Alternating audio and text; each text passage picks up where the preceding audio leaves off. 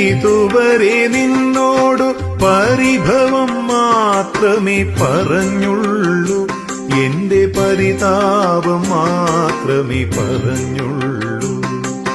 ഗുരുവായൂരപ്പ, ഇതുവരെ നിന്നോടു പരിഭവം മാത്രമേ പറഞ്ഞുള്ളൂ, എന്റെ പരിതാപം മാത്രമേ പറഞ്ഞുള്ളൂ.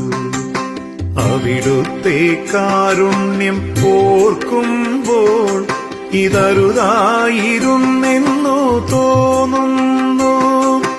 അപരാധം കണ്ണ പൊറുത്താലും എന്റെ